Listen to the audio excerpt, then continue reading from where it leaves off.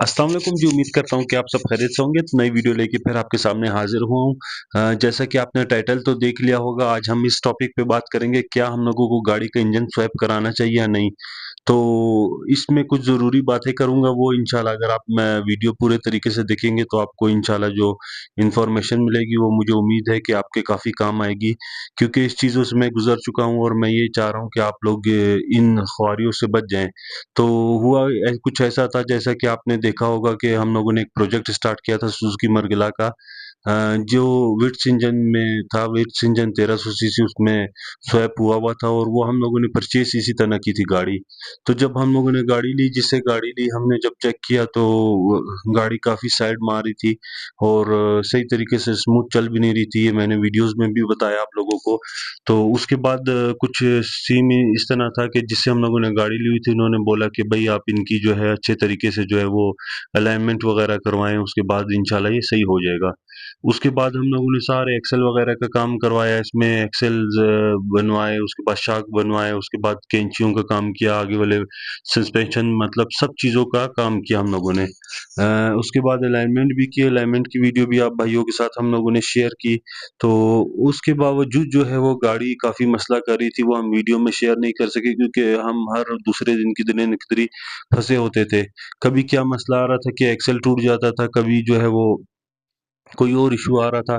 तो फिर उसके बाद हम लोगों ने अपने मैकेनिक को दिखाया अच्छे तरीके से कि भाई इशू क्या आ रहा है, आप अच्छे तरीके से देखें। तो जब उन्होंने इशू देखा तो वो बोलते हैं कि इसका इंजन जो है वो टेढ़ा रखा गया है। मतलब इसकी फाउंडेशंस जो हैं वो एक तो सही नहीं बनाई गई और जो इंजन है वो थोड़ा सा टेढ़ा है। अभी इस चीज़ को आप भी समझ सकते हैं कि अगर इंजन जो है वो सही ना हो, टेढ़ा हो, तो गाड़ी कैसे सीधी जाएगी, क्योंकि इंजन जो है वो टेढ़ा है और इस इंजन के बाद जो है वो एक्सल में काफ़ी मसला आ रहा था। एक्सल में किस लिए मसला आ रहा था कि इंजन जो है हमारा काफ़ी आगे था और एक्सल पीछे थे। तो एक्सल स्ट्रेट जाने चाहिए, जैसे आप देख लें ऐसे स्ट्रेट की जगह वो आगे पीछे थे।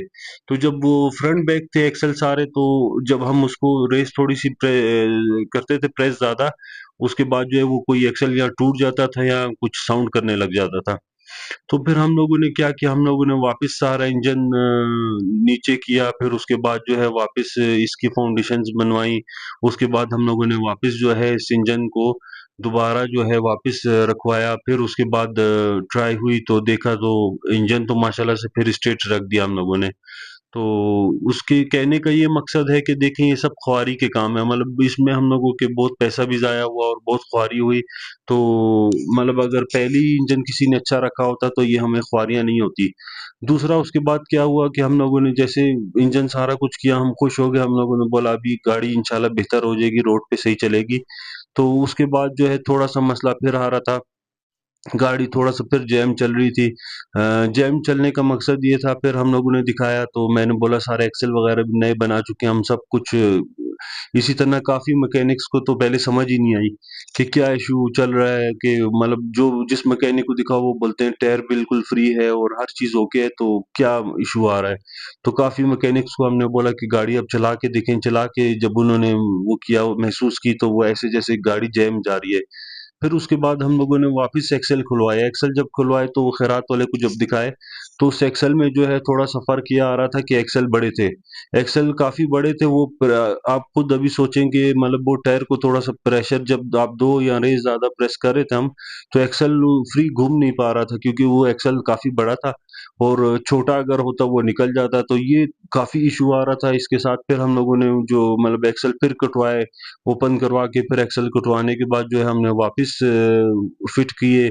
उसके बाद अभी माशाल्लाह से गाड़ी पहले से तो काफ़ी बेहतर है, लेकिन अभी एक इशू ये आ रहा है कि अलाइनमेंट का।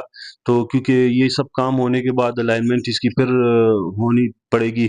तो कहने का सारा मकसद ये है कि अगर आपके पास कोई अच्छा मैकेनिक है, तो आप इसको अच्छे तरीके से मतलब वो करवा सकते हैं, इंजन स्वैप करवा सकते हैं, वरना इंजन स्वैप कराना एक फालतू चीज़ है। क्योंकि जो ओरिजिनल गाड़ी की कंपनी की फिटेड चीज़ है ना, वो आप नहीं बनवा सकते।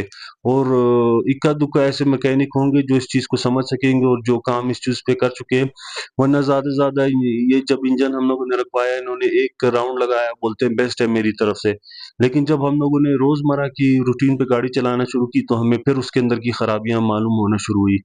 कहने का आप मकसद भाइयों से यही है कि आप या तो कोई अच्छी पूछ-गीछ करके कोई इंजन स्वैप का फ़ैसला करें, वरना तो इंजन स्वैप रहने दें, उसी इंजन को आप टर्बो करवा लें या उसी में थोड़े से अल्ट्रेशंस वगैरह करवा के उसी को बेहतर बना सकते हैं, वो ज़्यादा बेहतर रहेगा क्योंकि इसमें हम लोगों का पैसा भी बहुत ज़ाया हुआ है और ख्वारियाँ जो हैं वो अलग बहुत हुई हैं, उसके बावजूद अभी तक गाड़ी हमारी इस तरह नहीं आ सकी और इंशाल्लाह अभी फिर अलाइनमेंट करवाएँगे, फिर उसके बाद जो होता है वो भी आप भाइयों के साथ शेयर करेंगे।